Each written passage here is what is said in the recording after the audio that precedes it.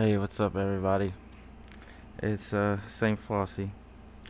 I didn't think I was gonna make a video today, but I don't know. I felt led, aka I'm not tired. I feel like I just haven't really been able to sleep that well these past few days. My anxiety's just been really messed with me, and I've been sitting I've been sitting on this, just thinking about the last few days. Like, a lot of people were expecting, they're expecting Swell to, really, you know, set some price action in motion. And I guess I was too. But I was, kind of prepared for it to not. And I feel like there's a lot of people who are, like, way too overly disappointed. Like, Ripple announced so much good news, like, so much progress. We know that Australia and Brazil are two corridors coming soon, and at the time of recording this, MoneyGram is going to be opening four more. I don't know what those corridors are yet. I try to, find out what those are, but right now, all I know is they're opening four. And Swell's actually still going on, so tomorrow I'll know more. I'm probably not gonna stay up all night to, find out every single piece of information, but I'm pretty confident that they're gonna release a good amount of information about these corridors, cause like corridors, that's what we need. Like, not these hype pieces of news that are gonna pump and up the price. Like real utility, like real demand, banks and financial institutions actually needing to custody XRP. And I feel like you know a lot of people are gonna get faked out. They're gonna sell, and then they're gonna regret it. And I think that's what they want. Because think about it.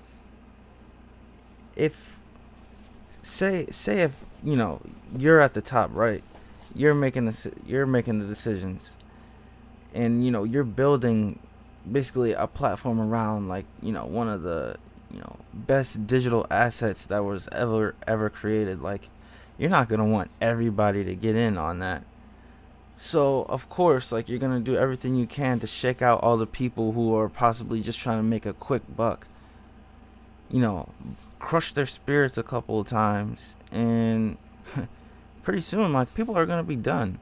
Like, I've seen a few people comment that, like, I'm sick of this and sick of that. But what people need to understand is, like, you know, the market doesn't owe you anything. Like, at the end of the day, like, I have a job. Like, if XRP doesn't go up a cent, like, I'm gonna figure it out. But I know that's not gonna happen. But the point is, like, you just gotta be patient. And honestly, the longer you have to accumulate, the better. Because like I said in another video, like, getting something like 10,000 XRP is gonna be a lot more expensive when it goes up to $1 or $5 or $10. Like, right now, you can get 10,000 XRP for around, like, like 3 grand basically. But when it goes up to, $5, $10, you're gonna be spending a lot more money to get that. So, anything under, basically, if you can get like 3 or more for $1, you're doing pretty good. And another thing, I've been looking into, I've been watching, like, Crypto Mike a lot. And I really like Crypto Mike because he's really open minded, like I am. Like, we think a lot, we think similarly on a few different subjects. And one thing that I definitely agree on is that David Schwartz is cryptic as hell, like he's always been. I thoroughly believe that David Schwartz is, one of the creators of Bitcoin, the original white paper.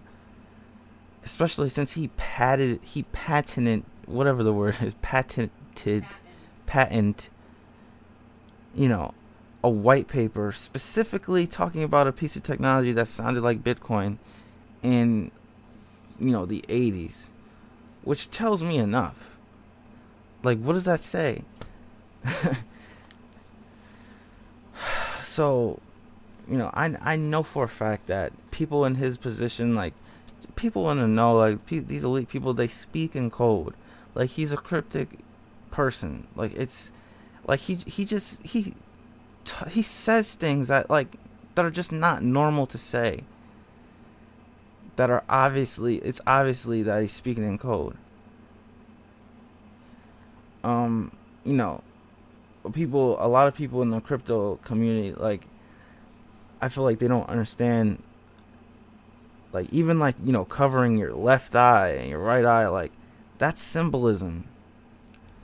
Like, if you really want to go down a rabbit hole, like, crypto and like people who are connected to crypto is not the rabbit hole to go down.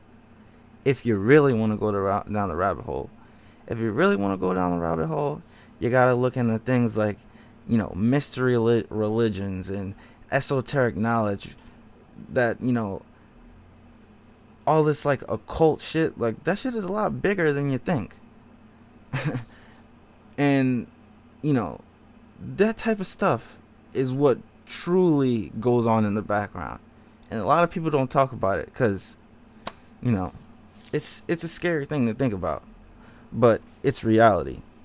you know if you just look around what's going around the world everywhere, like, it's obvious. They're putting up statues of all these, like, Babylonian gods and goddesses, like, every other month, and that all means something.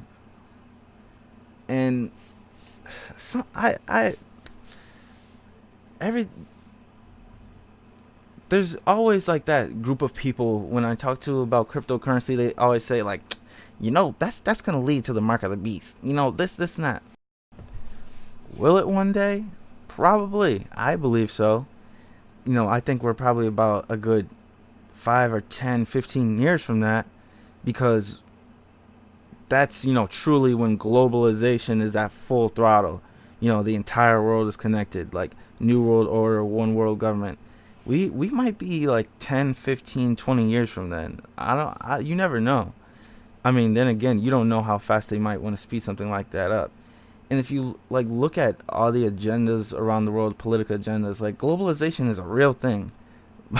Like, believe me, there are large groups of people who want globalization, who want a one world currency. Like, that has been something that has been tried many, many times. Like, why do you think there are pyramids on all corners of the earth? Because there was a global civilization more than once. And it never works out. But I'm not going to go into the specifics. But that's where we're headed. Globalization. And cryptocurrency is going to be a tool they're going to use. And, people will say, like, yeah, how can you support that? I mean, think about it. The internet, the birth of the internet, is leading to connecting the world. The light bulb, electricity in general. So, like, that doesn't mean, like, you can't profit off of it. So, a lot of that stuff is, like, right up my alley. And I want you guys to, like, follow me on Coil and look at one of my articles I wrote. I think it's a really good article, and the title of it is "The Tinfoil Hat Theory is Bullshit." And there's many, many, many, many reasons why I believe this, and it's because reality is stranger than fiction. Okay? Tinfoil hat, this whole thing, it was created to prevent people from thinking outside the box. They want you, well, let me backtrack. People from 1st to 12th grade are programmed to only think a specific way. They want you to believe what they tell you and not to question it at all. You're supposed to take what they tell you as scripture, and that is it. And if you go up against that, if you think differently, you're labeled a conspiracy theorist, a tinfoil hat, a lunatic, this and this and the third. Like, why do you think that is? Like, it's all bullshit. Like, everything, I feel like the world is such like smoke and mirrors. Like, there's so many distractions. Like, so many things to take your attention off what's important. You know, you got all these, TV shows, Black China's Mom Looking for Love. Like what? Like those shows like Love and Hip Hop. Like, are you serious? Like, if you really find enjoyment in that, you're wasting your life. Like, there's so much more relevant stuff that you can be like, just looking into. You not even if you don't want to like research, like, invest in yourself. Like, people, you fry your brain, in indulging in a lot of this nonsense. And that's why, like, sometimes, I just have to like step away from social media, because it pollutes your mind. Like, Twitter and Instagram, like, I had to literally unfollow and step away from a lot of pages. Like, all those like little celebrity news pages, like, I had to delete a lot of that shit. Cause what relevant information is that giving me? That the baby flew in a commercial plane seat. Like, why is that relevant? Like, why should you know that? What is that doing for you? And it works, because people are so distracted. Like, I literally, like, it annoys me that a lot of my friends are not on the same like mental wavelength as me. Like, they're so engulfed in like rappers and celebrities and all this like pointless shit. Like, like, really? Like, idolatry it's a real thing. Not even just idolatry, just distractions. But the point of all this, like, I feel like I probably like went off on a tangent and forgot what I was even gonna the point is. But the point is, don't be afraid to think that there are bigger things in the background going on, or bigger things at work, or like people in the background manipulating things for certain things to play out a certain way. Like, best believe that's how it works. Like, believe it or not, but Trump, like, the president of China, like, they're not the people who run this world. Money runs this world 100%. And who has all the money? Those powerful central bankers who are trillionaires, billionaires, Rothschild, Rockefellers, like, I mentioned before, these huge family that are the 1%. These are the people that run the world. And if you do some deep dives into them, and you see like, oh, these people are pretty tied to the occult, your eyes will open up to a lot of shit. Like I said before, reality is stranger than fiction. Like, money runs this entire world. The Federal Reserve, that's the Rothschild all day. And a lot of these, trillion-dollar families have been around for centuries. Their lineage can be traced all the way back to Napoleon. Like, you don't think they got power? They literally built wealth lending money. Like, people would pull up to their estates and be like, oh, wow, like, a king doesn't even live like this. It's crazy. But you know what? That's why I'm saying, like, if you don't think that these banks are in the loop of what's going on, you're sadly mistaken. Like, plans within plans is an understatement. It is literally an understatement. Has been written for like so long. Like, our world that we live in as normal people is the Matrix. Believe that. The elite, they have a whole separate another like way of life that they, go by daily, like day to day. Like, our life is just a game in the grand scheme of things. And there's a thing called the red pill blues. If you've seen the Matrix, Morpheus gave Neo the choice for the red or the blue pill. You take the blue pill, you stay in la la land. You take the red pill, there's going to be some consequences. You're not going to look at life the same. You're not going to, like, there's going to be days where you're going to be depressed because you feel like all hope is gone and you're like in a losing game. That's why a lot of people aren't interested in this stuff.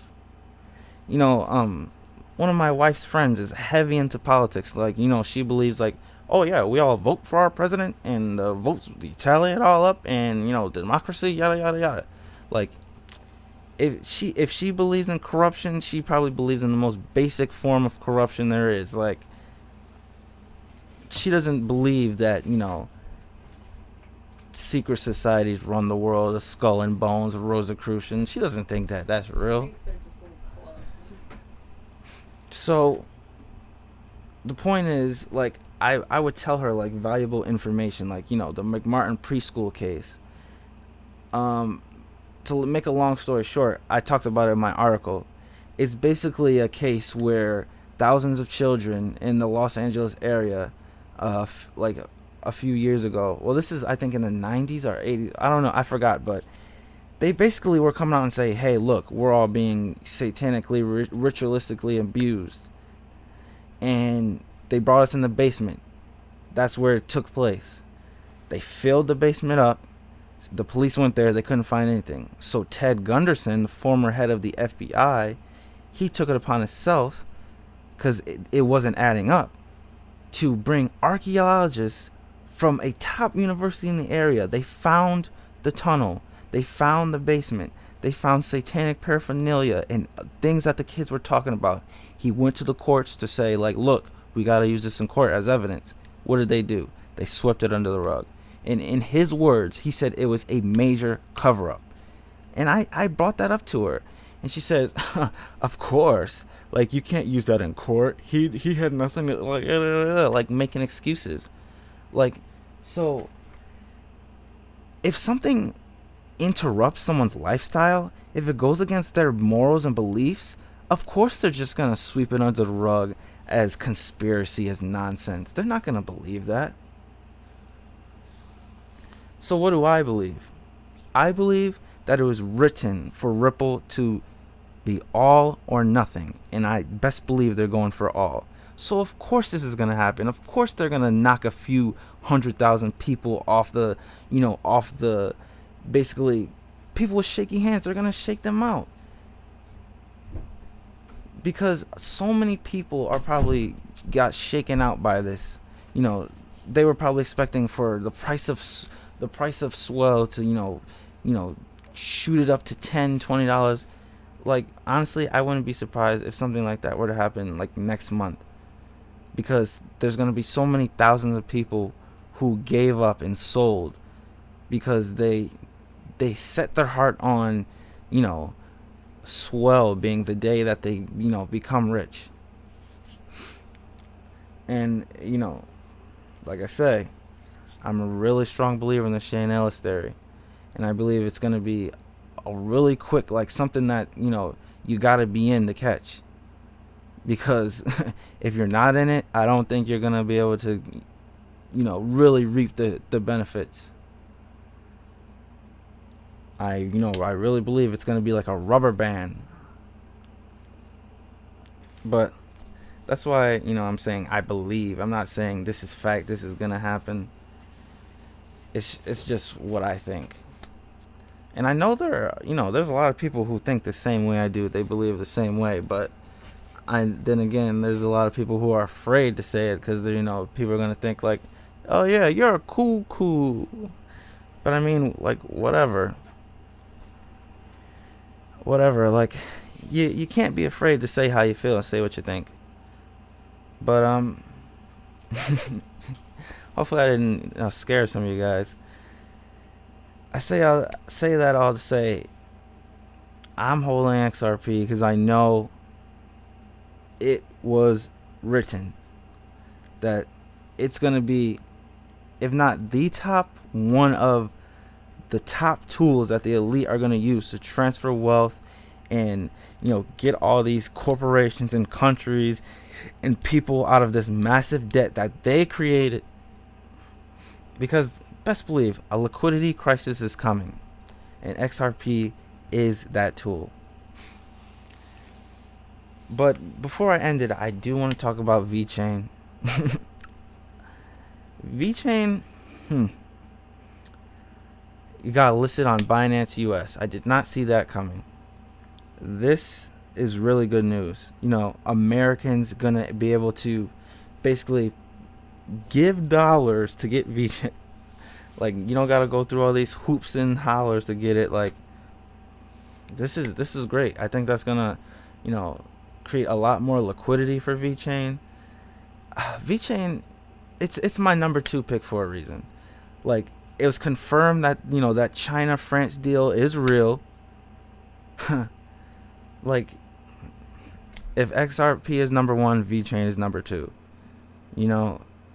And one thing I really like about VeChain is, like, it's not in the financial sector, so they don't have a lot of the regulatory hoops and hurdles that XRP does.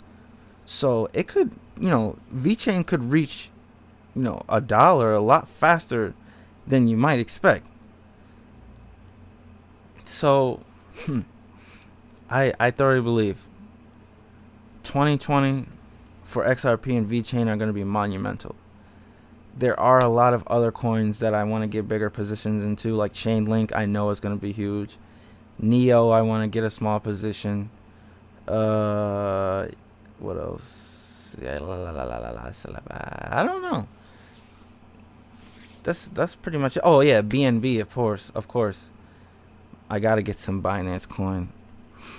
But oh yeah, Matic, I'm really interested in too. Because I know Ethereum's not going anywhere. And all these projects that are going to make Ethereum run better, I know are going to be huge. Like, 0x and Matic. I'm probably going to, stick with Matic. Probably get a small little holding of 0x. But, hey. I'm really interested in Bitmins that I've been hearing people talk about too. Like, from what I've heard, they're saying that it only goes up in value. It's like a digital rare collectible. And basically, from what I noticed, like, putting in $10, like, in a year, that $10 is going to turn to $136. Like, that's guaranteed, like, apparently, like, guaranteed appreciation. So if you're telling me that I put $1,000 into Bitmins, that over a year that's gonna turn into 10 grand, if so, I'm buying. I'm gonna look into it some more, but that would definitely be something. Like, like, I know, like, I talk a lot of shit about, like, some coins, but, like, say if my VeChain or XRP, like, holdings go up, like, best believe, like, if VeChain goes to $1, I'm gonna get a couple Bitcoin.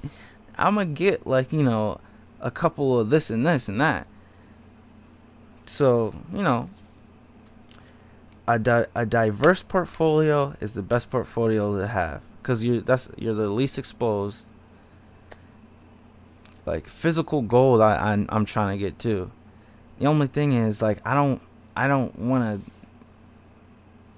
to do it in a way that the government doesn't know that I have the gold, basically, because they will seize that shit. It's a possibility.